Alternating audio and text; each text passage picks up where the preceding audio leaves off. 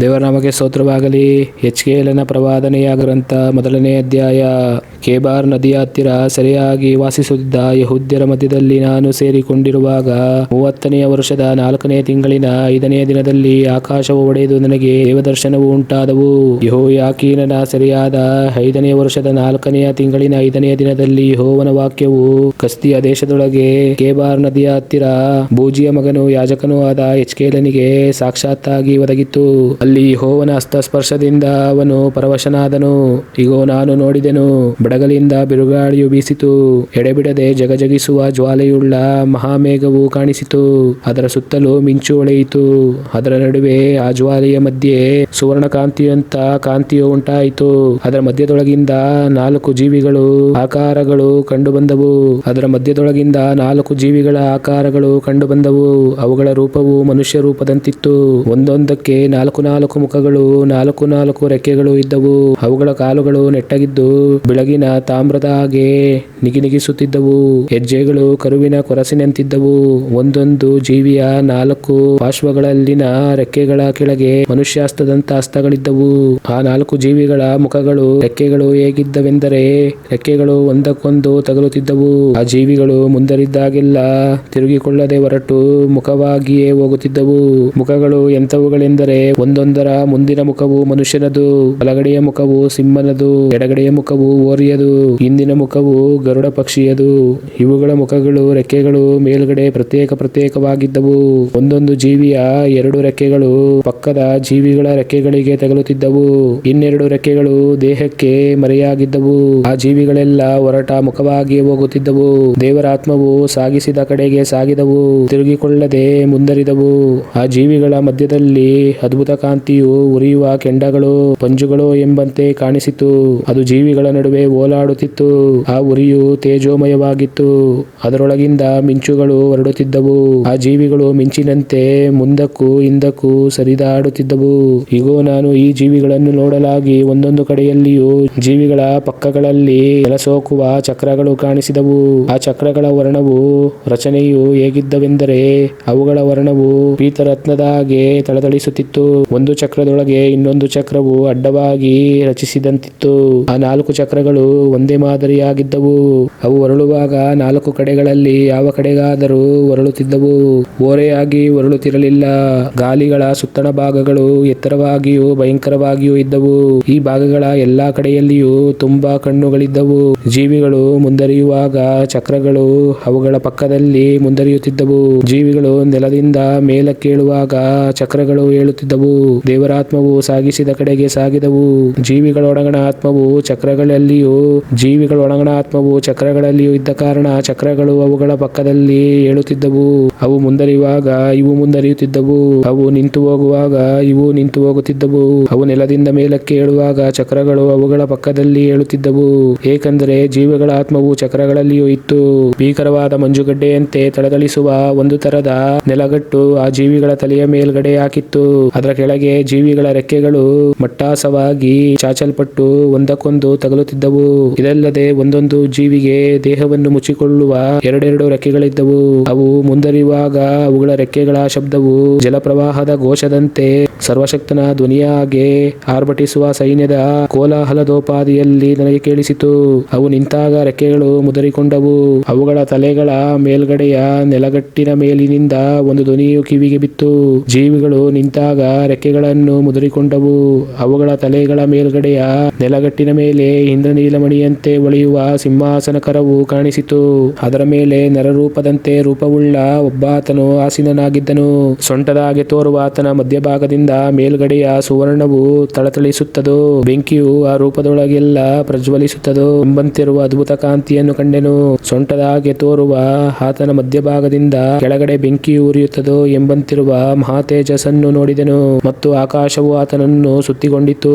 ಮಳೆಗಾಲದಲ್ಲಿ ಮೇಘಮಂಡಲದೊಳಗೆ ಬಿಲ್ಲು ಹೊಳೆಯುವಂತೆ ಆತನ ಸುತ್ತಣ ಪ್ರಕಾಶವು ಹೊಳೆಯುತ್ತಿತ್ತು. ಹೀಗೆ ಯೆಹೋವನ ಮಹಿಮಾದ್ಭುತ ದರ್ಶನವೂ ಆಯಿತು. ಇದು ಕಣ್ಣಿಗೆ ಬೀಳಲು ನಾನು ಅಡ್ಡಬಿದ್ದು ಮಾತನಾಡುವ ಆತನ ವಾಣಿಯನ್ನು ಕೇಳಿದೆನು. ದೇವರ ನಾಮಕ್ಕೆ ಸ್ತೋತ್ರವಾಗಲಿ. ಎಚ್ಕೇಲನು 2ನೇ ಅಧ್ಯಾಯ. ಆತನು ನನಗೆ, ನರಪುತ್ರನೇ, ಎದ್ದು ನಿಂತುಕೋ, ನಿನ್ನ ಸಂಗಡ ಮಾತಾಡುವೆನು ಎಂದು ಹೇಳಿದನು. ಆತನು ಈ ಮಾತನ್ನು ಹೇಳಿದ ಕೂಡಲೇ ದೇವರಾತ್ಮವು ನನ್ನೊಳಗೆ ಸೇರಿ ನಾನು ಎದ್ದು ನಿಂತುಕೊಳ್ಳುವಂತೆ ಮಾಡಿತು. ಆಗ ನನ್ನೊಡನೆ ಮಾತಾಡಿದ ಆತನ ನುಡಿಯನ್ನು ಚೆನ್ನಾಗಿ ಕೇಳಿದೆನು.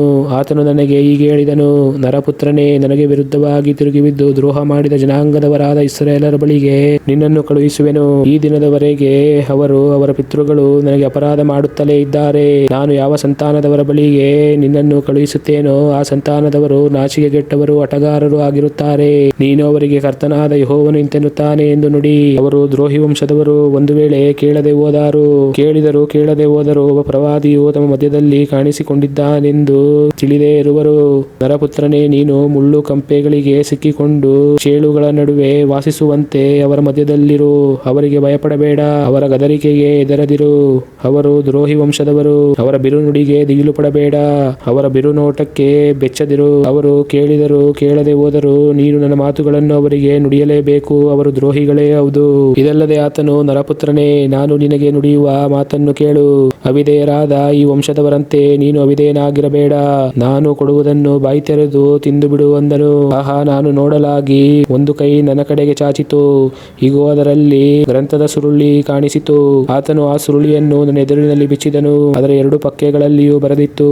ಅದರಲ್ಲಿ ಬರೆದದ್ದು ಗೋಳು, ಮುಲುಗು, ಮೊರೆ ಇವುಗಳೇ. ದೇವರ ನಾಮಕ್ಕೆ ಸ್ತೋತ್ರವಾಗಲಿ. ಎಚ್ಕೆಲನು 3ನೇ ಅಧ್ಯಾಯ. ಆತನು ನನಗೆ, ನರಪುತ್ರನೇ, ನಿನಗೆ ಸಿಕ್ಕಿದ ಈ ಸುರುಳಿಯನ್ನು ತಿನ್ನು. ಇದರಲ್ಲಿನ ಸಂಗತಿಗಳನ್ನು ಇಸ್ರಾಯೇಲ್ ವಂಶದವರಿಗೆ ಸಾರು. ನಡೆ ಎಂದು ಅಪ್ಪಣೆ ಕೊಟ್ಟನು. ನಾನು ಬಾಯಿ ತೆರೆಯಲು ಆತನು ಆ ಸುರುಳಿಯನ್ನು ನನಗೆ ತಿನ್ನಿಸಿದನು. ಆಗ ಆತನು ನನಗೆ, ನರಪುತ್ರನೇ, ನಾನು ಕೊಡುವ ಈ ಸುರುಳಿಯನ್ನು ತಿಂದು ಹೊಟ್ಟೆ ತುಂಬಿಸಿಕೋ ಎಂದು ಹೇಳಲು ಅದನ್ನು ತಿಂದು ಬಿಟ್ಟೆನು. ಅದು ನನ್ನ ಬಾಯಲ್ಲಿ ಜೇನಿನಂತೆ ಸಿಹಿಯಾಗಿತ್ತು. ಆಮೇಲೆ ಆತನು ನನಗೆ ಹೀಗೆ ಹೇಳಿದನು, ನರಪುತ್ರನೇ, ನೀನು ಇಸ್ರಾಯೇಲ್ ವಂಶದವರ ಬಳಿಗೆ ಹೋಗಿ ನಾನು ತಿಳಿಸುವ ಮಾತುಗಳನ್ನು ಅವರಿಗೆ ನುಡಿ. ನಾನು ನಿನ್ನನ್ನು ಇಸ್ರಾಯೇಲರ ವಂಶದವರ ಬಳಿಗೆ ಕಳುಹಿಸುತ್ತೇನೆಯೇ ಹೊರತು ಕಷ್ಟಕರವಾದ ಅನ್ಯ ಭಾಷೆಯ ಜನರ ಬಳಿಗೆ ಕಳುಹಿಸುವುದಿಲ್ಲ. ಹೌದು, ನಿನಗೆ ತಿಳಿಯದ ಕಷ್ಟಕರವಾದ ಅನ್ಯ ಭಾಷೆಯನ್ನಾಡುವ ನಾನಾ ಜನಾಂಗಗಳ ಕಡೆಗೆ ನೀನು ಕಳುಹಿಸಲ್ಪಟ್ಟವನಲ್ಲ. ಇಂಥವರ ಕಡೆಗೆ ನಾನು ನಿನ್ನನ್ನು ಕಳುಹಿಸಿದ ಪಕ್ಷದಲ್ಲಿ ಅವರಾದರೂ ನಿಶ್ಚಯವಾಗಿ ನಿನ್ನ ಮಾತಿಗೆ ಕಿವಿಗೊಡುತ್ತಿದ್ದರು. ಇಸ್ರಾಯೇಲ್ ವಂಶದವರು ನಿನಗೆ ಕಿವಿಗೊಡಲೊಲ್ಲರು, ನನಗೂ ಕಿವಿಗೊಡಲೊಲ್ಲರು. ಅವರೆಲ್ಲರೂ ನಾಚಿಕೆಗೆಟ್ಟವರು, ಆಟಗಾರರು ಆಗಿದ್ದಾರಲ್ಲ. ಇಗೋ, ಅವರ ಕಠಿಣ ಮುಖಕ್ಕೆ ವಿರುದ್ಧವಾಗಿ ನಿನ್ನ ಮುಖವನ್ನು ಕಠಿಣಪಡಿಸಿದ್ದೇನೆ. ಅವರ ಹಣೆಗೆ ಪ್ರತಿಯಾಗಿ ನಿನ್ನ ಹಣೆಯನ್ನು ಗಟ್ಟಿ ಮಾಡಿದ್ದೇನೆ. ನಿನ್ನ ಹಣೆಯನ್ನು ಕಗ್ಗಲಿಗಿಂತ ಕಠಿಣವಾಗಿ ವಜ್ರದಷ್ಟು ಕಠಿಣಪಡಿಸಿದ್ದೇನೆ. ಅವರು ದ್ರೋಹಿಗಳ ವಂಶದವರು. ಅವರಿಗೆ ಭಯಪಡಬೇಡ, ಅವರ ಬಿರುನೋಟಕ್ಕೆ ಬೆಚ್ಚದಿರು.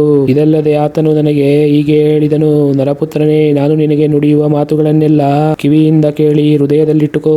ಸರಿಯಾಗಿರುವ ನಿನ್ನ ಸ್ವಜ್ಜನರ ಬಳಿಗೆ ಹೋಗಿ ಅವರು ಕೇಳಿದರೂ ಕೇಳದೆ ಹೋದರೂ ಅವರನ್ನು ಪ್ರಬೋಧಿಸಿ, ಕರ್ತನಾದ ಯೆಹೋವನು ಇಂತೆನ್ನುತ್ತಾನೆ ಎಂದು ಅವರಿಗೆ ಸಾರು.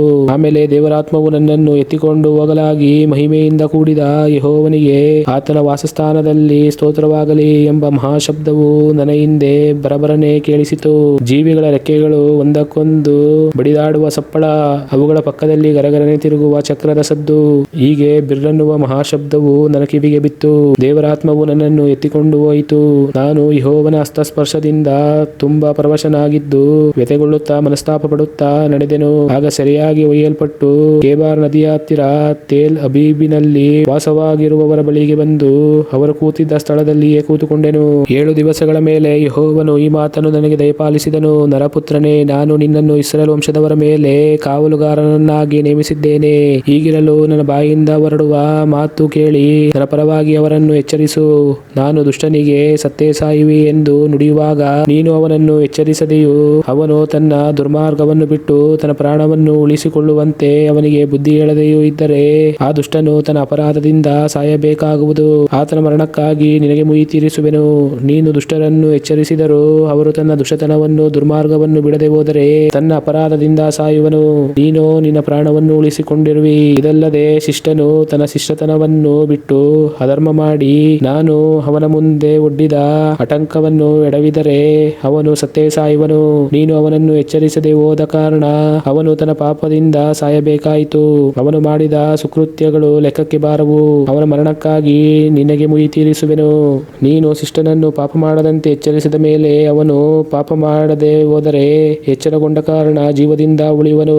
ನೀನು ನಿನ್ನ ಪ್ರಾಣವನ್ನು ಉಳಿಸಿಕೊಂಡಿರುವಿ. ಅದೇ ಸ್ಥಳದಲ್ಲಿ ನಾನು ಯೆಹೋವನ ಹಸ್ತಸ್ಪರ್ಶದಿಂದ ಪರವಶನಾಗಿರಲು ಆತನು ನನಗೆ, ನೀನೆದ್ದು ಬಯಲು ಸೀಮೆಗೆ ಹೊರಡು, ಅಲ್ಲಿ ನಾನು ನಿನ್ನೊಂದಿಗೆ ಮಾತಾಡುವೆನು ಎಂದು ಹೇಳಿದನು. ನಾನೆದ್ದು ಬಯಲು ಸೀಮೆಗೆ ಹೊರಟು ಹೋದಾಗ ಕೇಬಾರ್ ನದಿಯ ಹತ್ತಿರ ನನಗೆ ಮಹಿಮಾದ್ಭುತ ದರ್ಶನವು ಆದಂತೆ ಆಹಾ, ಅಲ್ಲಿಯೂ ಯೆಹೋವನ ಮಹಿಮೆಯು ಪ್ರತ್ಯಕ್ಷವಾಯಿತು. ಅದನ್ನು ನೋಡಿ ಅಡ್ಡ ಬಿದ್ದೆನು. ದೇವರಾತ್ಮವು ನನ್ನೊಳಗೆ ಹೊಕ್ಕು ನಾನು ಎದ್ದು ನಿಂತುಕೊಳ್ಳುವಂತೆ ಮಾಡಿದ ಮೇಲೆ ಆತನು ನನಗೆ ಹೀಗೆ ಹೇಳಿದನು, ನೀನು ಹೋಗಿ ನಿನ್ನ ಮನೆಯೊಳಗೆ ಅಡಗಿಕೋ. ನರಪುತ್ರನೇ, ಹೀಗೋ ನಿನ್ನ ಸ್ವಜನರು ನಿನ್ನನ್ನು ಬಂಧಿಸಿ ಕಟ್ಟುವರು. ನೀನು ಅವರಲ್ಲಿ ಆಚೀಚೆ ಸಂಚರಿಸದಿರುವಿ. ಇದಲ್ಲದೆ ನಿನ್ನ ನಾಲಿಗೆಯು ಸೇದಿ ಹೋಗಿ ನೀನು ಮೂಕನಾಗಿರುವಂತೆ ಮಾಡುವೆನು. ನೀನು ಅವರನ್ನು ಖಂಡಿಸದಿರುವಿ. ಅವರು ದ್ರೋಹಿಗಳ ವಂಶದವರು. ನಾನು ನಿನ್ನೊಡನೆ ಮತ್ತೆ ಮಾತಾಡುವ ಕಾಲದಲ್ಲಿ ನಿನ್ನ ಬಾಯನ್ನು ಬಿಚ್ಚುವೆನು. ಆಗ ನೀನು ಅವರಿಗೆ, ಕರ್ತನಾದ ಯೆಹೋವನು ಇಂತೆನ್ನುತ್ತಾನೆ ಎಂದು ನುಡಿಯಬೇಕು. ಕೇಳುವವರು ಕೇಳಲಿ, ಕೇಳದವರು ಬಿಡಲಿ. ಅವರು ದ್ರೋಹದ ಜನವೇ. ದೇವರ ನಾಮಕ್ಕೆ ಸ್ತೋತ್ರವಾಗಲಿ. ಎಚ್ಕೇಲನು 4ನೇ ಅಧ್ಯಾಯ. ನರಪುತ್ರನೇ, ನೀನು ಒಂದು ಚರದ ಬಿಲ್ಲೆಯನ್ನು ತೆಗೆದುಕೊಂಡು ನಿನ್ನ ಮುಂದೆ ಇಟ್ಟು ಅದರಲ್ಲಿ ಪಟ್ಟಣದ ನಕ್ಷೆಯನ್ನು, ಅಂದರೆ ಯೆರೂಸಲೇಮಿನ ನಕ್ಷೆಯನ್ನು ಬರೆದು ಆ ನಕ್ಷೆಯ ಸುತ್ತಮುತ್ತಲು ದಿಬ್ಬ ಹಾಕಿ ಒಡ್ಡು ಕಟ್ಟಿ ಪಾಳೆಯಗಳನ್ನು ಮಾಡಿ ಭೀತಿ ಭೇದಕ ಯಂತ್ರಗಳನ್ನು ನಿಲ್ಲಿಸಿ ಅದನ್ನು ಮುತ್ತು. ಆಮೇಲೆ ಕಬ್ಬಿಣದ ಅಂಚನ್ನು ತೆಗೆದುಕೊಂಡು ಅದನ್ನು ನಿನಗೂ ನಿನ್ನ ಪಟ್ಟಣಕ್ಕೂ ಮಧ್ಯೆ ಕಬ್ಬಿಣದ ಗೋಡೆಯನ್ನಾಗಿ ನಿಲ್ಲಿಸಿ ಆ ಪಟ್ಟಣದ ಮೇಲೆ ದೃಷ್ಟಿ ಇಡು. ಅದು ಮುತ್ತಲ್ಪಡುವುದು, ನೀನು ಅದನ್ನು ಮುತ್ತಿದಂತಾಗುವುದು. ಇದು ಇಸ್ರಾಯೇಲ್ ವಂಶದವರಿಗೆ ಗುರುತು. ಇದಲ್ಲದೆ ನೀನು ನಿನ್ನ ಎಡಮಗುಲಲ್ಲಿ ಮಲಗಿಕೋ. ಇಸ್ರಾಯೇಲ್ ವಂಶದವರ ಧರ್ಮದ ಭಾರವು ಅದರ ಮೇಲೆ ಬಿದ್ದಿದೆ ಎಂದು ಗೊತ್ತಾಗಲಿ. ನೀನು ಎಷ್ಟು ದಿವಸ ಹೀಗೆ ಮಲಗಿಕೊಂಡಿರುವಿಯೋ ಅಷ್ಟು ದಿವಸ ಅದರ ಅಧರ್ಮವು ಹೊತ್ತುಕೊಂಡಿರುವಿ. ನೀನು ಎಷ್ಟು ದಿವಸ ಹೀಗೆ ಮಲಗಿಕೊಂಡಿರುವಿಯೋ ಅಷ್ಟು ದಿವಸ ಅವರ ಅಧರ್ಮವನ್ನು ಹೊತ್ತುಕೊಂಡಿರುವಿ. ಅವರು ಎಷ್ಟು ವರ್ಷ ತಮ್ಮ ಅಧರ್ಮದ ಫಲವನ್ನು ಅನುಭವಿಸಬೇಕೋ ಅಷ್ಟು ದಿವಸ ಅದನ್ನು 390 ದಿವಸ ನೀನು ಮಲಗಿಕೊಂಡಿರಬೇಕೆಂದು ನಿನಗೆ ನೇಮಿಸಿದ್ದೇನೆ. ಅಷ್ಟು ದಿವಸ ಇಸ್ರಾಯೇಲ್ ವಂಶದವರ ಅಧರ್ಮವನ್ನು ನೀನು ಹೊತ್ತುಕೊಂಡಿರಬೇಕು. ಅಷ್ಟು ದಿವಸಗಳನ್ನು ತೀರಿಸಿದ ಮೇಲೆ ಬಲಮಗುಲಲ್ಲಿ ಮಲಗಿಕೊಂಡು ಯೆಹೂದ ವಂಶದವರ ಅಧರ್ಮವನ್ನು ಹೊತ್ತುಕೊಳ್ಳಬೇಕು. ವರುಷವೊಂದಕ್ಕೆ 1 ದಿನದ ಮೇರೆಗೆ 40 ದಿನ ಅವರ ಅಧರ್ಮವನ್ನು ಹೊತ್ತುಕೊಳ್ಳಬೇಕೆಂದು ನಿನಗೆ ಗೊತ್ತು ಮಾಡಿದ್ದೇನೆ. ನೀನು ತೋಳಿಗೆ ಹೊದಿಕೆ ಇಲ್ಲದೆ ಮುತ್ತಿಗೆಯಾದ ಯೆರೂಸಲೇಮಿನ ಕಡೆಗೆ ಮೊರೆ ತಿರುಗಿಸಿ ಅದರ ವಿಷಯವಾಗಿ ಅಶುಭವನ್ನು ಪ್ರಕಟಿಸು. ಇಗೋ, ನಿನ್ನ ಮುತ್ತಿಗೆಯ ದಿನಗಳು ತೀರುವ ತನಕ ನೀನು ಬಲಮಗುಲಿನಿಂದ ಎಡಮಗುಲಿಗೆ ಹೊರಳದಂತೆ ನಿನ್ನನ್ನು ಬಂಧಿಸುವೆನು. ಇದಲ್ಲದೆ ನೀನು ಗೋಧಿ, ಜವೆಗೋಧಿ, ಅವರೆ, ಅಲಸಂದೆ, ಸಾವೆ, ಕಡಲೆ ಇವುಗಳನ್ನು ತೆಗೆದುಕೊಂಡು ಒಂದೇ ಪಾತ್ರೆಯಲ್ಲಿ ಹಾಕಿ ಅವುಗಳಿಂದ ರೊಟ್ಟಿಯನ್ನು ಮಾಡಿಕೋ. ಮಗುಲಲ್ಲಿ ಮಲಗಿಕೊಳ್ಳುವಷ್ಟು ದಿನ, ಅಂದರೆ 390 ದಿನ ಅದನ್ನು ತಿನ್ನು. ನಿನ್ನ ಆಹಾರವನ್ನು ತೂಕದ ಪ್ರಕಾರ ದಿನವೊಂದಕ್ಕೆ 20 ತೊಲೆಯಂತೆ ತಿನ್ನು. ಹಾಗಾಗಿ ಸ್ವಲ್ಪ ಸ್ವಲ್ಪ ತಿನ್ನಬೇಕು. ಮತ್ತು ನೀರನ್ನು ಅಳತೆಯ ಪ್ರಕಾರ ದಿನವೊಂದಕ್ಕೆ 1 ಸೇರಿನಂತೆ ಕುಡಿ. ಹಾಗೆಯೇ ಸ್ವಲ್ಪ ಸ್ವಲ್ಪ ಕುಡಿಯಬೇಕು. ನೀನು ಸೌದೆಯ ಬದಲಾಗಿ ಮನುಷ್ಯರ ಮಲವನ್ನು ಉಪಯೋಗಿಸಿ ನಿನ್ನ ಜನರ ಕಣ್ಣೆದುರಿಗೆ ಆ ಹಿಟ್ಟನ್ನು ರೊಟ್ಟಿ ಮಾಡಿ ಜವೆಗೋಧಿಯ ರೊಟ್ಟಿಗಳಂತೆ ತಿನ್ನು. ಹಾಗೆ ಇಸ್ರಾಯೇಲ್ ವಂಶದವರು ನಿನ್ನಿಂದ ಅನ್ಯ ದೇಶಗಳಿಗೆ ಅಟ್ಟಲ್ಪಟ್ಟು ಆ ದೇಶೀಯರ ನಡುವೆ ವಾಸಿಸುತ್ತಾ ತಮ್ಮ ಆಹಾರವನ್ನು ಹೊಲಸಾಗಿ ತಿನ್ನುವರು. ಇದು ಯೆಹೋವನ ನುಡಿ. ಅದಕ್ಕೆ ನಾನು, ಅಯ್ಯೋ ಕರ್ತನಾದ ಯೆಹೋವನೇ, ನಾನು ಹೊಲಸನ್ನು ಮುಟ್ಟಿದವನಲ್ಲ. ನಾನು ಹುಟ್ಟಿದನಿಂದ ಇಂದಿನವರೆಗೂ ಸತ್ತ ಪಶುವಿನ ಮಾಂಸವನ್ನಾಗಲಿ ಕಾಡು ಮೃಗವು ಕೊಂದ ಪಶುವಿನ ಮಾಂಸವನ್ನಾಗಲಿ ತಿಂದವನೇ ಅಲ್ಲ. ಯಾವ ಅಸಹ್ಯ ಪದಾರ್ಥವು ನನ್ನ ಬಾಯೊಳಗೆ ಸೇರಲಿಲ್ಲ ಎಂದು ಅರಿಕೆ ಮಾಡಲು ಆತನು ನನಗೆ, ನೋಡು, ಮನುಷ್ಯರ ಮಲಕ್ಕೆ ಬದಲಾಗಿ ದನದ ಸಗಣಿಯನ್ನು ನಿನಗೆ ಗೊತ್ತು ಮಾಡಿದ್ದೇನೆ. ಇದನ್ನು ಉಪಯೋಗಿಸಿ ನಿನ್ನ ರೊಟ್ಟಿಯನ್ನು ಸುಟ್ಟುಕೋ ಎಂದು ಉತ್ತರ ಕೊಟ್ಟನು. ಇದಲ್ಲದೆ ಆತನು ನನಗೆ ಹೀಗೆ ಹೇಳಿದನು, ನರಪುತ್ರನೇ, ನಾನು ಯೆರೂಸಲೇಮಿನಲ್ಲಿ ಜೀವನಾಧಾರವನ್ನು ಮುರಿದು ಬಿಡುವೆನು. ನಿವಾಸಿಗಳು ಅನ್ನವನ್ನು ತೂಕದ ಪ್ರಕಾರ ಬೆದರಿನಿಂದ ತಿನ್ನುವರು, ನೀರನ್ನು ಅಳತೆಯ ಪ್ರಕಾರ ಬೆರಗಾಗಿ ಕುಡಿಯುವರು. ಅವರಲ್ಲಿ ಪ್ರತಿಯೊಬ್ಬರು ಅನ್ನ ನೀರಿನ ಕೊರತೆಗೊಳಪಟ್ಟು ಸ್ತಬ್ಧರಾಗಿ ತಮ್ಮ ಅಧರ್ಮದಿಂದ ಕ್ಷಯಿಸಿ ಹೋಗುವರು. ದೇವರ ನಾಮಕ್ಕೆ ಸ್ತೋತ್ರವಾಗಲಿ. ಎಚ್ಕೇಲನು 5ನೇ ಅಧ್ಯಾಯ. ನರಪುತ್ರನೇ, ಹದವಾದ ಖಡ್ಗವನ್ನು ತೆಗೆದುಕೊಂಡು ಕ್ಷೌರಕನ ಕತ್ತಿಯನ್ನಾಗಿ ಉಪಯೋಗಿಸಿ ನಿನ್ನ ತಲೆಯನ್ನು ಗಡ್ಡವನ್ನು ಬೋಳಿಸಿಬಿಟ್ಟು ತ್ರಾಸನ್ನು ತಂದು ಅದರಿಂದ ಕೂದಲನ್ನು ಸರಿಯಾಗಿ 3 ಭಾಗ ಮಾಡು. ಮುತ್ತಿಗೆಯ ದಿನಗಳು ತೀರಿದ ಕೂಡಲೇ ಕೂದಲಿನ ಒಂದು ಭಾಗವನ್ನು ಪಟ್ಟಣದ ಮಧ್ಯದೊಳಗೆ ಬೆಂಕಿಯಲ್ಲಿ ಸುಡು. ಇನ್ನೊಂದು ಭಾಗವನ್ನು ತೆಗೆದುಕೊಂಡು ಪಟ್ಟಣದ ಸುತ್ತಲೂ ಖಡ್ಗದಿಂದ ಕಡಿ. ಮತ್ತೊಂದು ಭಾಗವನ್ನು ಗಾಳಿಗೆ ತೂರು. ಹಾಗೆಯೇ ನಾನು ನನ್ನ ಜನರ ಹಿಂದೆ ಕತ್ತಿಯನ್ನು ಬೀಸುವೆನು. ಆಗ ಕಡೆಯ ಭಾಗದಲ್ಲಿ ಉಳಿಸಿಕೊಂಡ ಕೆಲವು ಕೂದಲನ್ನು ನಿನ್ನ ಮೇಲಂಗಿಯ ಅಂಚಿನಲ್ಲಿ ಕಟ್ಟು. ಆಮೇಲೆ ಅವುಗಳಲ್ಲಿ ಕೆಲವನ್ನು ಆರಿಸಿ ಬೆಂಕಿಯೊಳಗೆ ಹಾಕಿ ಸುಡು. ಅವುಗಳಿಂದ ಬೆಂಕಿಯು ಹೊರಟು ಇಸ್ರಾಯೇಲ್ ವಂಶವನ್ನೆಲ್ಲ ವ್ಯಾಪಿಸುವುದು. ಕರ್ತನಾದ ಯೆಹೋವನು ಇಂತೆನ್ನುತ್ತಾನೆ, ಇದು ಯೆರೂಸಲೇಮು. ಆ ಪಟ್ಟಣವನ್ನು ನಾನು ಜನಾಂಗಗಳ ಮಧ್ಯದಲ್ಲಿ ಸ್ಥಾಪಿಸಿದ್ದೇನೆ. ಅದರ ಸುತ್ತಲೂ ನಾನಾ ದೇಶಗಳಿವೆ. ಅದು ನನ್ನ ನಿಯಮ ನಿಷ್ಠೆಗಳಿಗೆ ಒಳಪಡದೆ ಜನಾಂಗಗಳಿಗಿಂತಲೂ ಸುತ್ತಲಿನ ದೇಶಗಳವರಿಗಿಂತಲೂ ಹೆಚ್ಚು ಅಧರ್ಮವನ್ನು ನಡೆಸಿದೆ. ಅದರ ನಿವಾಸಿಗಳು ನನ್ನ ನಿಯಮಗಳನ್ನು ಅನುಸರಿಸದೆ ನನ್ನ ವಿಧಿಗಳನ್ನು ನಿರಾಕರಿಸಿದ್ದಾರೆ. ಹೀಗಿರಲು ಕರ್ತನಾದ ಯೆಹೋವನು ಇಂತೆನ್ನುತ್ತಾನೆ, ನೀವು ನನ್ನ ನಿಯಮಗಳನ್ನು ಅನುಸರಿಸದೆ ನನ್ನ ವಿಧಿಗಳನ್ನು ಕೈಕೊಳ್ಳದೆ ನಿಮ್ಮ ಸುತ್ತಲಿನ ಜನಾಂಗಗಳ ಧರ್ಮವಿಧಿಗಳನ್ನು ಆಚರಿಸದೆ ಆ ಜನಾಂಗಗಳಿಗಿಂತ ಹೆಚ್ಚು ದೊಂಬಿ ಮಾಡುವವರಾಗಿರುವುದರಿಂದ ಯೆರೂಸಲೇಮೇ, ಇಗೋ ನಾನೇ ನಿನಗೆ ವಿರುದ್ಧನಾಗಿದ್ದೇನೆ. ಜನಾಂಗಗಳ ಕಣ್ಣೆದುರಿಗೆ ನಿನ್ನ ಜನರನ್ನು ದಂಡಿಸುವೆನು. ಇದು ಕರ್ತನಾದ ಯೆಹೋವನ ನುಡಿ. ನೀನು ಬಹಳ ಅಸಹ್ಯ ಕಾರ್ಯಗಳನ್ನು ನಡೆಸಿದ್ದರಿಂದ ನಾನು ಈವರೆಗೂ ಇನ್ನು ಮುಂದೆಯೂ ಮಾಡದಂತ ದಂಡನೆಯನ್ನು ಈಗ ನಿನಗೆ ಮಾಡುವೆನು. ಹೀಗಿರಲು ನಿನ್ನಲ್ಲಿ ತಂದೆಗಳು ಮಕ್ಕಳು ತಂದೆಗಳನ್ನು ತಿನ್ನುವರು.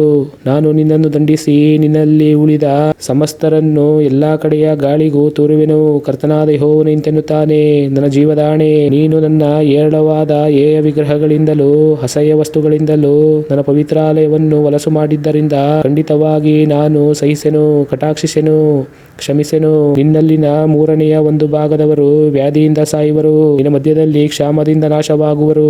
1 ಭಾಗದವರು ನಿನ್ನ ಸುತ್ತಲೂ ಖಡ್ಗದಿಂದ ಹತರಾಗುವರು. ಮತ್ತೊಂದು ಭಾಗದವರು ನಾನು ಎಲ್ಲಾ ಕಡೆಯ ಗಾಳಿಗೂ ತೂರಿ ಅವರ ಹಿಂದೆ ಕತ್ತಿಯನ್ನು ಬೀಸುವೆನು. ಹೀಗೆ ನನ್ನ ಸಿಟ್ಟನ್ನು ತೀರಿಸಿಕೊಳ್ಳುವೆನು, ನನ್ನ ರೋಷವನ್ನು ಅವರ ಮೇಲೆ ಸುರಿದು ಶಾಂತನಾಗುವೆನು.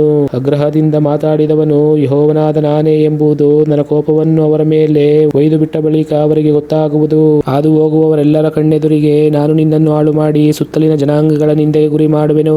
ನಾನು ಕೋಪದಿಂದಲೂ ರೋಷದಿಂದಲೂ ಕಠಿಣವಾದ ದಂಡನೆಯಿಂದ ನಿನಗೆ ಮಾಡುವ ದಂಡನೆಗಳು ಸುತ್ತಲಿನ ಜನಾಂಗಗಳ ದೂಷಣ ಪರಿಹಾಸಗಳಿಗೂ ಬುದ್ಧಿವಾದ ಆಶ್ಚರ್ಯಗಳಿಗೂ ಆಸ್ಪದವಾಗುವುದು.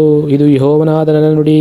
ಆಗ ನಾನು ನಿನಗೆ ಹಾಳು ಮಾಡಲಿಕ್ಕೆ ಕ್ಷಾಮವೆಂಬ ನಾಶನಕರವಾದ ತೀಕ್ಷ್ಣ ಬಾಣವನ್ನು ನಿನ್ನ ಮೇಲೆ ಬಿಡುವೆನು. ನಿನ್ನನ್ನು ಬರದಿಂದ ಬಹಳವಾಗಿ ಬಾಧಿಸಿ ನಿನ್ನ ಜೀವನಾಧಾರವನ್ನು ಮುರಿದು ಹಾಕುವೆನು. ನಾನು ಕಳುಹಿಸುವ ಕ್ಷಾಮವು ದುಷ್ಟರ ಮೃಗಗಳು ನಿನಗೆ ಪುತ್ರಶೋಕವನ್ನು ಉಂಟು ಮಾಡುವವು. ವ್ಯಾಧಿಯು ರಕ್ತ ಪ್ರವಾಹವು ನಿನ್ನಲ್ಲಿ ವ್ಯಾಪಿಸುವುದು. ನಿನ್ನನ್ನು ಖಡ್ಗಕ್ಕೆ ತುತ್ತು ಮಾಡುವೆನು. ಇದು ಯೆಹೋವನಾದ ನನ್ನ ನುಡಿ. ದೇವರ ನಾಮಕ್ಕೆ ಸ್ತೋತ್ರವಾಗಲಿ. ಎಚ್ಕೆಲನು 6ನೇ ಅಧ್ಯಾಯ. ಯೆಹೋವನು ಈ ಮಾತನ್ನು ನನಗೆ ದಯಪಾಲಿಸಿದನು. ನರಪುತ್ರನೇ, ಇಸ್ರಾಯೇಲಿನ ಬೆಟ್ಟಗಳಿಗೆ ಅಭಿಮುಖನಾಗಿ ನಿಂತು ಅವುಗಳನ್ನು ಕುರಿತು ಈ ದೈವೋಕ್ತಿಯನ್ನು ನುಡಿ. ಇಸ್ರಾಯೇಲಿನ ಬೆಟ್ಟಗಳೇ, ಕರ್ತನಾದ ಯೆಹೋವನ ಈ ಮಾತನ್ನು ಕೇಳಿರಿ.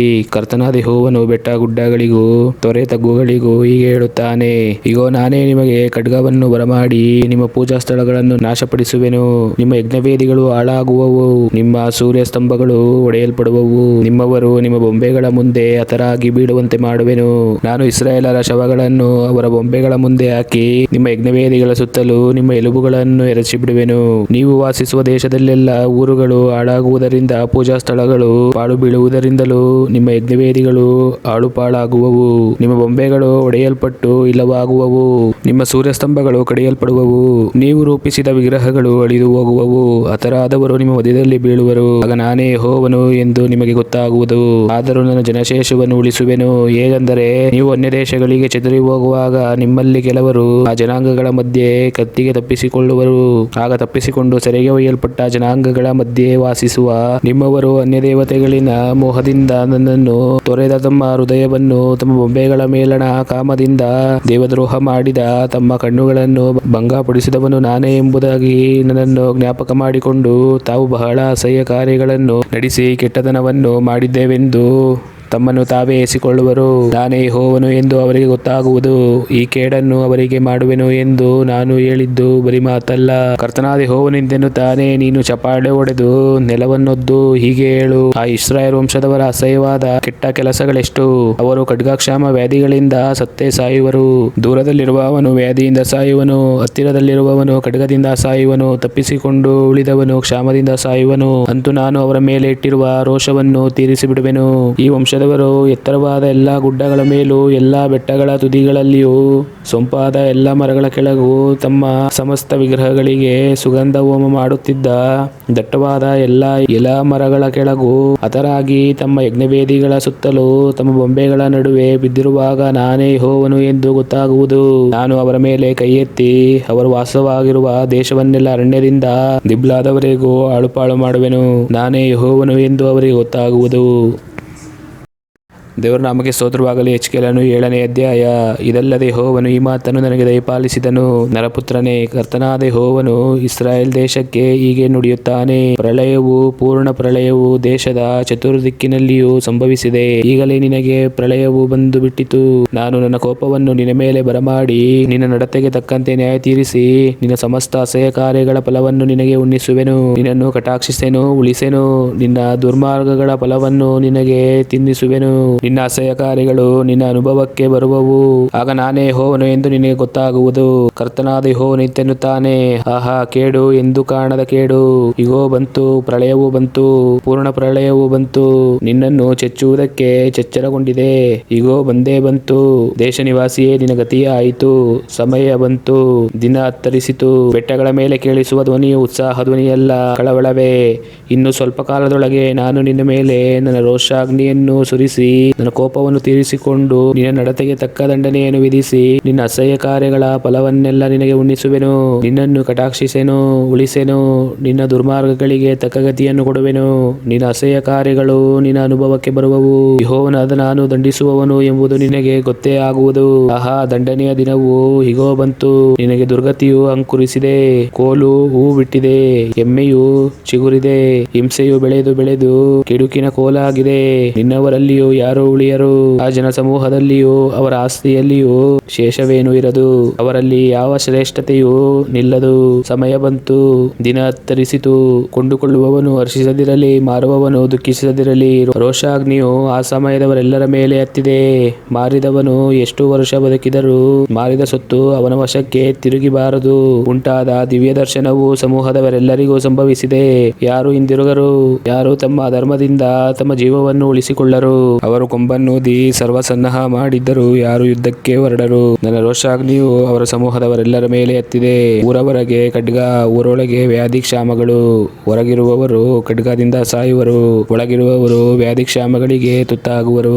ಅವರಲ್ಲಿ ಪಲಾಯನ ಮಾಡಿದವರು ತಪ್ಪಿಸಿಕೊಂಡು ತಮ್ಮ ಧರ್ಮದಲ್ಲಿಯೇ ಇದ್ದು ಡೊಂಗಾರಗಳಲ್ಲಿನ ಪಾರಿವಾಳಗಳಂತೆ ಬೆಟ್ಟದ ಮೇಲೆ ಮೊರೆ ಇಡುತ್ತಿರುವರು.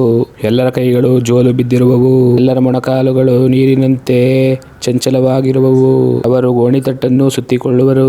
ದಿಗಿಲು ಅವರನ್ನು ಮುಚ್ಚಿಬಿಡುವುದು. ಎಲ್ಲರ ಮುಖದಲ್ಲಿಯೂ ನಾಚಿಕೆ ತೋರುವುದು. ಎಲ್ಲರೂ ತಲೆಬೋಳಿಸಿಕೊಂಡಿರುವರು. ಅವರು ತಮ್ಮ ಬೆಳ್ಳಿಯನ್ನು ಬೀದಿಗಳಲ್ಲಿ ಬಿಸಾಡಿರುವರು. ಅವರ ಬಂಗಾರವು ಅಶುದ್ಧ ಪದಾರ್ಥಗಳಂತಿರುವುದು. ಯೆಹೋವನು ತನ್ನ ರೋಷವನ್ನು ತೀರಿಸುವ ದಿನದಲ್ಲಿ ಅವರ ಬೆಳ್ಳಿ ಬಂಗಾರವು ಅವರನ್ನು ರಕ್ಷಿಸಲಾರದು. ಅವರ ಇಷ್ಟಾರ್ಥ ನೆರವೇರದು. ಅವರ ಹೊಟ್ಟೆ ತುಂಬದು. ಏಕೆಂದರೆ ಅವರ ಆಸ್ತಿಯು ಅವರಿಗೆ ಪಾಪಕಾರಿ ವಿಘ್ನವಾಗಿತ್ತು. ಅವರ ಆಭರಣಗಳ ಚಂದವು ಅವರಿಗೆ ಗರ್ವಾಸ್ಪದವಾಯಿತು. ಇದಲ್ಲದೆ ಹೇಯವೂ ಅಸಹ್ಯವೂ ಆದ ತಮ್ಮ ದೇವತೆಗಳ ಪ್ರತಿಮೆಗಳನ್ನು ಬೆಳ್ಳಿ ಬಂಗಾರದಿಂದ ರೂಪಿಸುತ್ತಿದ್ದರು. ಆದ ಕಾರಣ ಅದನ್ನು ಅವರಿಗೆ ಅಶುದ್ಧ ಪದಾರ್ಥವನ್ನಾಗಿ ಮಾಡಿ ಅನ್ಯರ ಕೈಯಿಂದ ಕೊಳ್ಳೆ ಹೊಡಿಸಿ ಲೋಕದ ಅತಿ ದುಷ್ಟರಿಗೆ ಸೂರೆ ಮಾಡಿಸುವೆನು. ಅವರು ಅದನ್ನು ಒಲೆಗೊಳಿಸುವರು. ನಾನು ಅವರ ಕಡೆಯಿಂದ ನನ್ನ ಮುಖವನ್ನು ಹೊರೆ ಮಾಡಲು ನನ್ನ ಇಷ್ಟ ಮಂದಿರವನ್ನು ಒಲೆಗಿಡಿಸುವರು. ಕಳ್ಳರು ಅದರಲ್ಲಿ ನುಗ್ಗಿ ಅದನ್ನು ಹೊಲಸು ಮಾಡುವರು. ಒಂದು ಸರಪಣಿಯನ್ನು ಮಾಡು, ಹೇಗೆಂದರೆ ದೇಶವು ನರಹತ್ಯೆ ಭರಿತವಾಗಿದೆ, ಪಟ್ಟಣವು ಬಲಾತ್ಕಾರ ಪೂರ್ಣವಾಗಿದೆ. ಈ ಕೆರಳು ನಾನು ಅತಿ ದುಷ್ಟ ಜನಾಂಗಗಳನ್ನು ಬರಮಾಡುವೆನು. ಅವು ನನ್ನ ಜನರ ಮನೆಗಳನ್ನು ವಶ ಮಾಡಿಕೊಳ್ಳುವವು. ನಾನು ಬಲಿಷ್ಠರ ಸೊಕ್ಕನ್ನು ಅಡಗಿಸುವೆನು. ಅವರ ಪವಿತ್ರ ಸ್ಥಾನಗಳು ಒಲೆಗೀಡಾಗುವವು. ಸಂಕಷ್ಟ ಸಂಭವಿಸುವುದು. ಅವರು ಸಮಾಧಾನವನ್ನು ಹುಡುಕಿದರೂ ಸ್ವಲ್ಪವೂ ಸಿಕ್ಕದು. ಉಪದ್ರವದ ಮೇಲೆ ಉಪದ್ರವ, ಸುದ್ದಿಯ ಮೇಲೆ ಸುದ್ದಿ ಬರುವವು. ದಿವ್ಯ ದರ್ಶನವಾಯಿತೆ ಎಂದು ಪ್ರವಾದಿಯನ್ನು ಕೇಳುತ್ತಲೇ ಇರುವರು. ಯಾಜಕರಲ್ಲಿ ಧರ್ಮೋಪದೇಶವು ಅಡಗಿ ಹೋಗುವುದು. ಹಿರಿಯರಲ್ಲಿ ಮಂತ್ರಾಲೋಚನೆಯು ಇಲ್ಲವಾಗುವುದು. ಅರಸನು ದುಃಖಿಸುವನು. ದಿಗಿಲು ಪ್ರಭುವನ್ನು ಮುಸುಕುವುದು. ಸಾಧಾರಣ ಜನರ ಕೈಗಳು ತತ್ತರಿಸುವವು. ನಾನು ಅವರ ದುರ್ನಡತೆಗೆ ತಕ್ಕ ಪ್ರತಿಕಾರವನ್ನು ಮಾಡಿ ಅವರ ದುಷ್ಕರ್ಮಗಳಿಗೆ ಸರಿಯಾಗಿ ದಂಡನೆಯನ್ನು ವಿಧಿಸುವೆನು. ನಾನೇ ಯೆಹೋವನು ಎಂದು ಅವರಿಗೆ ಗೊತ್ತಾಗುವುದು. ದೇವರ ನಾಮಕ್ಕೆ ಸ್ತೋತ್ರವಾಗಲಿ. ಎಜ್ಕೇಲನು 8ನೇ ಅಧ್ಯಾಯ. ಯೆಹೋಯಾಕೀನನ ಸೆರೆಯಾದ 6ನೇ ವರ್ಷದ 6ನೇ ತಿಂಗಳಿನ 5ನೆಯ ದಿನದಲ್ಲಿ ನಾನು ಯೆಹೂದದ ಹಿರಿಯರು ನನ್ನ ಮನೆಯೊಳಗೆ ಎದುರುಬದುರಾಗಿ ಕೂತಿರಲು ಕರ್ತನಾದ ಯೆಹೋವನು ಹಸ್ತಸ್ಪರ್ಶದಿಂದ ನಾನು ಪರವಶನಾದೆನು. ಇಗೋ, ನಾನು ನೋಡಲಾಗಿ ಬೆಂಕಿಯು ಉರಿಯುತ್ತದೋ ಎಂಬಂತೆ ನನಗೆ ತೇಜೋರೂಪವು ಕಾಣಿಸಿತು. ಸೊಂಟದ ಹಾಗೆ ತೋರುವ ಅದರ ಮಧ್ಯಭಾಗದಿಂದ ಕೆಳಗಡೆ ಬೆಂಕಿಯು ಉರಿಯುತ್ತಿತ್ತು. ಅದರ ಮಧ್ಯಭಾಗದಿಂದ ಮೇಲ್ಗಡೆ ಸುವರ್ಣವು ಥಳಥಳಿಸುತ್ತದೋ ಎಂಬಂತೆ ಅದ್ಭುತ ಕಾಂತಿಯು ಹೊಳೆಯುತ್ತಿತ್ತು. ಆಗ ತೇಜೋರೂಪಿಯು ಮನುಷ್ಯನ ಹಸ್ತದಂತೆ ಹಸ್ತವನ್ನು ಚಾಚಿ ತನ್ನ ಚಂಡಿಕೆಯನ್ನು ಹಿಡಿಯಲು ದೇವರ ಆತ್ಮವು ನನ್ನನ್ನು ಎತ್ತಿಕೊಂಡು ಭೂಮಿ ಆಕಾಶಗಳ ನಡುವೆ ಯೆರೂಸಲೇಮಿನವರೆಗೆ ಒಯ್ದು ಒಳಗಣ ಪ್ರಕಾರದ ಬಡಗಣ ಬಾಗಿಲ ಮುಂದೆ ದೇವರನ್ನು ರೋಷಗೊಳಿಸುವ ವಿಗ್ರಹವು ಮೊದಲಿದ್ದ ಸ್ಥಳದಲ್ಲಿ ನಿಲ್ಲಿಸಿದ ಹಾಗೆ ದೇವರ ದರ್ಶನದಲ್ಲಿ ಕಂಡು ಬಂತು. ಆಹಾ, ಇಸ್ರಾಯೇಲಿನ ದೇವರ ಮಹಿಮಾದ್ಭುತ ದರ್ಶನವು ಬಯಲು ಸೀಮೆಯಲ್ಲಿ ಆದಂತೆ ಇಲ್ಲಿಯೂ ನನಗಾಯಿತು. ಆಗ ಆತನು ನನಗೆ, ನರಪುತ್ರನೇ, ಬಡಗಲಿಗೆ ಕಣ್ಣೆತ್ತಿ ನೋಡು ಎಂದು ಹೇಳಿದನು. ಹಾಗೆ ನಾನು ಬಡಗಲಿಗೆ ಕಣ್ಣೆತ್ತಿ ನೋಡಲು, ಇಗೋ, ದೇವರನ್ನು ರೋಷಗೊಳಿಸುವ ವಿಗ್ರಹವೇ ಯಜ್ಞವೇದಿಯ ಬಡಗಲಲ್ಲಿ ಬಾಗಿಲ ಮುಂದೆ ನಿಂತಿತ್ತು. ಆಗ ಆತನು ನನಗೆ, ನರಪುತ್ರನೇ, ಇವರು ಮಾಡುವುದನ್ನು ನೋಡಿದ್ದೀಯಾ? ಇಸ್ರಾಯೇಲ್ ವಂಶದವರು ಇಲ್ಲಿ ನಡೆಸುವ ಅಧಿಕ ದುರಾಚಾರಗಳನ್ನು ಕಂಡೀಯಾ? ಇದರಿಂದ ನಾನು ನನ್ನ ಪವಿತ್ರಾಲಯವನ್ನು ಬಿಟ್ಟು ದೂರ ಹೋಗಬೇಕಾಯಿತು. ಬಾ, ಇವುಗಳಿಗಿಂತ ಇನ್ನೂ ಹೆಚ್ಚಾದ ದುರಾಚಾರಗಳನ್ನು ನೋಡುವಿ ಎಂದು ಹೇಳಿದನು. ಆಮೇಲೆ ಆತನು ನನ್ನನ್ನು ಪ್ರಾಕಾರದ ಬಾಗಿಲಿಗೆ ಬರಮಾಡಿದನು. ಇಗೋ, ಆ ಗೋಡೆಯಲ್ಲಿ ಒಂದು ರಂಧ್ರವು ನನಗೆ ಕಾಣಿಸಿತು. ಆಗ ಆತನು ನನಗೆ, ನರಪುತ್ರನೇ, ಗೋಡೆಯನ್ನು ತೋಡು ಎಂದು ಹೇಳಿದನು. ನಾನು ಗೋಡೆಯನ್ನು ತೋಡಲಾಗಿ ಇಗೋ, ಒಂದು ಬಾಗಿಲು ಕಾಣಿಸಿತು. ಆತನು ನನಗೆ, ನೀನು ಒಳಹೊಕ್ಕು ಜನರು ಇಲ್ಲಿ ನಡೆಸುವ ಅಸಹ್ಯವಾದ ದುಷ್ಕಾರ್ಯಗಳನ್ನು ನೋಡು ಎಂದು ಹೇಳಿದಾಗ ನಾನು ಹೊಕ್ಕು ನೋಡಿದೆನು. ಅಕಟ, ಎಲ್ಲಾ ಜಾತಿಯ ಕ್ರಿಮಿಕೀಟಗಳು, ಅಸಹ್ಯ ಮೃಗಗಳು, ಇಸ್ರಾಯೇಲ್ ವಂಶದವರು ಪೂಜಿಸುವ ಸಕಲ ಮೂರ್ತಿಗಳು ಸುತ್ತಲೂ ಗೋಡೆಯಲ್ಲಿ ಚಿತ್ರಿಸಲ್ಪಟ್ಟಿದ್ದವು. ಇಸ್ರಾಯೇಲ್ ವಂಶದ 70 ಮಂದಿ ಹಿರಿಯರು, ಅವರ ಮಧ್ಯದಲ್ಲಿ ಶಾಫಾನನ ಮಗನಾದ ಯಾಜಾನ್ಯನು ತಮ್ಮ ತಮ್ಮ ಕೈಗಳಲ್ಲಿ ಧೂಪರತಿಗಳನ್ನು ಹಿಡಿದುಕೊಂಡು ಆ ಚಿತ್ರಗಳ ಮುಂದೆ ನಿಂತಿದ್ದರು. ಧೂಪದ ಸುವಾಸನೆಯ ಧೂಮವು ಮೇಘವಾಗಿ ಏರುತ್ತಿತ್ತು. ಆಗ ಆತನು ನನಗೆ, ನರಪುತ್ರನೇ, ಇಸ್ರಾಯೇಲ್ ವಂಶದವರ ಹಿರಿಯರೆಲ್ಲರೂ ನಾನಾ ರೂಪಗಳಿಂದ ಚಿತ್ರಿಸಲ್ಪಟ್ಟ ತಮ್ಮ ತಮ್ಮ ಕೋಣೆಯೊಳಗೆ ಕತ್ತಲೆಯಲ್ಲಿ ನಡೆಸುವ ಕೆಲಸವನ್ನು ನೋಡಿದ್ದೀಯಾ? ಯೆಹೋವನು ನಮ್ಮನ್ನು ನೋಡನು, ಯೆಹೋವನು ದೇಶವನ್ನು ತೊರೆದು ಬಿಟ್ಟಿದ್ದಾನೆ ಎಂದು ಮಾತಾಡಿಕೊಳ್ಳುತ್ತಾರಷ್ಟೇ ಎಂಬುದಾಗಿ ಹೇಳಿದನು. ಆಮೇಲೆ ಆತನು ನನಗೆ, ಇವುಗಳಿಗಿಂತ ಇನ್ನೂ ಹೆಚ್ಚಾದ ದುರಾಚಾರಗಳನ್ನು ನೋಡುವಿ ಎಂದು ಹೇಳಿ ನನ್ನನ್ನು ಯೆಹೋವನ ಆಲಯದ ಬಡಗಣ ಬಾಗಿಲ ಮುಂದಕ್ಕೆ ಕರತಂದು, ಇಗೋ, ಅಲ್ಲಿ ಸ್ತ್ರೀಯರು ತಾಮೂಜ್ ದೇವತೆಗೋಸ್ಕರ ಅಳುತ್ತಾ ಕೂತಿದ್ದರು. ಆಮೇಲೆ ಆತನು ನನಗೆ, ನರಪುತ್ರನೇ, ಇದನ್ನು ನೋಡಿದ್ದೀಯಾ? ಇವುಗಳಿಗಿಂತ ಮತ್ತು ಹೆಚ್ಚಾದ ದುರಾಚಾರಗಳನ್ನು ನೋಡುವಿ ಎಂದು ಹೇಳಿ ಯೆಹೋವನ ಆಲಯದ ಒಳಗಣ ಪ್ರಕಾರದೊಳಗೆ ನನ್ನನ್ನು ಕರತಂದನು. ಆಹಾ, ಯೆಹೋವನ ಗುಡಿಯ ಬಾಗಿಲ ಮುಂದೆ ಮಂಟಪಕ್ಕೂ ಯಜ್ಞವೇದಿಗೂ ನಡುವೆ ಸುಮಾರು 25 ಜನರು ಯೆಹೋವನ ಗುಡಿಗೆ ಬೆನ್ನು ಮಾಡಿ ಮೂಡಲ ಮುಖವಾಗಿ ಉದಯ ಕಾಲದ ಸೂರ್ಯನನ್ನು ಪೂಜಿಸುತ್ತಿದ್ದರು. ಆಗ ಆತನು ನನಗೆ, ನರಪುತ್ರನೇ, ನೋಡಿದ್ದೀಯಾ? ಯೆಹೂದ ವಂಶದವರು ತಾವು ಇಲ್ಲಿ ನಡೆಸುವ ಅಸಹ್ಯ ಕಾರ್ಯಗಳು ಅಲ್ಪವೆಂದು ಭಾವಿಸಿಕೊಂಡಾರೇನು? ದೇಶವನ್ನು ಹಿಂಸೆಯಿಂದ ತುಂಬಿಸಿ ಬಿಟ್ಟದ್ದಲ್ಲದೆ ನನ್ನನ್ನು ಕೆಣಕಬೇಕೆಂದು ಮತ್ತೆ ಯತ್ನಿಸಿದ್ದಾರೆ. ನೋಡು, ಪಾತ್ರೆಯನ್ನು ಮೂಗಿಗೆ ಒತ್ತಿಕೊಳ್ಳುತ್ತಾರೆ. ಆದ ಕಾರಣ ನಾನು ಕೋಪೋದ್ರೇಕದಿಂದ ವರ್ತಿಸುವೆನು, ಕಟಾಕ್ಷಿಸೆನು, ಉಳಿಸೆನು. ಅವರು ಕೂಗಿಕೊಳ್ಳುವ ಮಹಾಶಬ್ದವು ನನ್ನ ಕಿವಿಗೆ ಬಿದ್ದರೂ ಲಾಲಿಸೆನು. ದೇವರ ನಾಮಕ್ಕೆ ಸ್ತೋತ್ರವಾಗಲಿ. ಎಜ್ಕೇಲನು 9ನೇ ಅಧ್ಯಾಯ. ಆಮೇಲೆ ಆತನು, ಪಟ್ಟಣವನ್ನು ದಂಡಿಸತಕ್ಕವರೇ, ನೀವೆಲ್ಲರೂ ನಿಮ್ಮ ಹತ್ಯದ ಯುದ್ಧಗಳನ್ನು ಹಿಡಿಯುವವರಾಗಿ ಸಮೀಪಿಸಿರಿ ಎಂದು ಗಟ್ಟಿಯಾಗಿ ಕೂಗಿ ಹೇಳಿದ ಮಾತು ನನ್ನ ಕಿವಿಗೆ ಬಿತ್ತು. ಕೂಡಲೇ ಗದೆಗಳನ್ನು ಹಿಡಿದುಕೊಂಡು 6 ಮಂದಿ ಪುರುಷರು ಉತ್ತರ ಮುಖವಾಗಿರುವ ಮೇಲಣ ಹೆಬ್ಬಾಗಿಲಿನ ಮಾರ್ಗವಾಗಿ ಬಂದರು. ಲೇಖಕನ ದೌತಿಯನ್ನು ನಡುವಿಗೆ ಕಟ್ಟಿಕೊಂಡಿರುವ ಮತ್ತೊಬ್ಬ ಪುರುಷನು ಅವರ ಮಧ್ಯದಲ್ಲಿದ್ದನು. ಇವರೆಲ್ಲರೂ ಒಳಗೆ ಸೇರಿ ತಾಮ್ರದ ಯಜ್ಞವೇದಿಯ ಪಕ್ಕದಲ್ಲಿ ನಿಂತುಕೊಂಡರು. ಇಷ್ಟರಲ್ಲಿ ಇಸ್ರಾಯೇಲಿನ ದೇವರ ತೇಜಸ್ಸು ತನ್ನ ವಾಹನವಾದ ಕೆರೂಬಿಯನ್ನು ಬಿಟ್ಟು ಮೇಲಕ್ಕೇರಿ ಆಲಯದ ಹೊಸ್ತಲಿನ ಮೇಲ್ಗಡೆ ನಿಂತಿತ್ತು. ಆಗ ನಾರಿನ ಬಟ್ಟೆಯನ್ನು ಹೊದ್ದುಕೊಂಡು ಲೇಖಕನ ದೌತಿಯನ್ನು ನಡುವಿಗೆ ಕಟ್ಟಿಕೊಂಡಿರುವ ಪುರುಷನನ್ನು ಯೆಹೋವನು ಕೂಗಿ ಅವನಿಗೆ, ನೀನು ಯೆರೂಸಲೇಮ್ ಪಟ್ಟಣದೊಳಗೆಲ್ಲ ತಿರುಗಿ ಅದರೊಳಗೆ ನಡೆಯುವ ಸಮಸ್ತ ಅಸಹ್ಯ ಕಾರ್ಯಗಳಿಗಾಗಿ ನರಳಿ ಗೋಳಾಡುತ್ತಿರುವ ಜನರ ಹಣೆಯ ಮೇಲೆ ಗುರುತು ಮಾಡು ಎಂದು ಅಪ್ಪಣೆ ಕೊಟ್ಟನು. ಮಿಕ್ಕವರಿಗೆ, ನೀವು ಪಟ್ಟಣದೊಳಗೆಲ್ಲ ಇವನ ಹಿಂದೆ ಹೋಗುತ್ತಾ ಹತ್ತಿಸಿರಿ, ಯಾರನ್ನು ಕಟಾಕ್ಷಿಸದಿರಿ ಉಳಿಸಿರಿ ಉಳಿಸದಿರಿ. ವೃದ್ಧ, ಯುವಕ, ಯುವತಿ, ಸ್ತ್ರೀ, ಬಾಲಕ ಎನ್ನದೆ ಸಕಲರನ್ನು ಸಂಹರಿಸಿ ಬಿಡಿರಿ. ಆದರೆ ಆ ಗುರುತುಳ್ಳವರಲ್ಲಿ ಯಾರನ್ನು ಮುಟ್ಟಬೇಡಿರಿ. ನನ್ನ ಆಲಯದಲ್ಲಿಯೇ ಪ್ರಾರಂಭ ಮಾಡಿರಿ ಎಂಬುದಾಗಿ ಆತನು ನನಗೆ ಕೇಳಿಸುವಂತೆ ಅಪ್ಪಣೆ ಮಾಡಿದನು. ಆಗ ದೇವಾಲಯದ ಮುಂದೆ ಇದ್ದ ಹಿರಿಯರನ್ನು ಮೊದಲುಗೊಂಡು ಹತಿಸತೊಡಗಿದರು. ಆತನು ಅವರಿಗೆ, ಹೊರಡಿರಿ, ಪ್ರಾಕಾರಗಳನ್ನು ಶವಗಳಿಂದ ತುಂಬಿಸಿ ದೇವಾಲಯವನ್ನು ಒಲೆಗಿಡಿಸಿರಿ ಎಂದು ಅಪ್ಪಣೆ ಕೊಡಲು ಅವರು ಹೊರಟು ಪಟ್ಟಣದಲ್ಲಿದ್ದವರನ್ನು ಹತಿಸಿದರು. ಅವರು ಹೊಡೆಯುತ್ತಿರುವಾಗ ಅಲ್ಲಿ ಒಂಟಿಗನಾಗಿ ಉಳಿದ ನಾನು ಅಡ್ಡಬಿದ್ದು, ಅಯ್ಯೋ ಕರ್ತನಾದ ಯೆಹೋವನೇ, ನೀನು ಯೆರೂಸಲೇಮಿನ ಮೇಲೆ ನಿನ್ನ ಕೋಪಾಗ್ನಿಯನ್ನು ಒಯ್ದು ಇಸ್ರಾಯೇಲಿನ ಶೇಷವನ್ನೆಲ್ಲ ನಾಶ ಮಾಡುವಿಯಾ ಎಂದು ಮೊರೆಯಿಡಲು ಆತನು ನನಗೆ, ಇಸ್ರಾಯೇಲ್ ಮತ್ತು ಯೆಹೂದ ವಂಶದವರ ಧರ್ಮವು ಅತ್ಯಂತವಾಗಿದೆ, ದೇಶವು ರಕ್ತಪೂರ್ಣವಾಗಿದೆ, ಪಟ್ಟಣವು ಅನ್ಯಾಯಭರಿತವಾಗಿದೆ. ಆ ವಂಶದವರು ನಮ್ಮ ದೇಶವನ್ನು ಯೆಹೋವನು ಬಿಟ್ಟು ಬಿಟ್ಟಿದ್ದಾನೆ, ಯೆಹೋವನು ನೋಡನು ಎಂಬುದಾಗಿ ಮಾತಾಡಿಕೊಳ್ಳುತ್ತಿದ್ದಾರಲ್ಲ. ನಾನಂತೂ ಅವರನ್ನು ಕಟಾಕ್ಷಿಸೆನು, ಉಳಿಸೆನು, ಅವರ ದುರ್ನಡತೆಯನ್ನು ಅವರ ತಲೆಗೆ ಕಟ್ಟುವೆನು ಎಂದು ಹೇಳಿದನು. ಕೂಡಲೇ ನಾರಿನ ಬಟ್ಟೆಯನ್ನು ಹೊದ್ದುಕೊಂಡು ದೌತಿಯನ್ನು ನಡುವಿಗೆ ಕಟ್ಟಿಕೊಂಡಿರುವ ಪುರುಷನು, ನಿನ್ನ ಅಪ್ಪಣೆಯಂತೆ ಮಾಡಿದ್ದೆನು ಎಂದು ಅರಿಕೆ ಮಾಡಿದನು.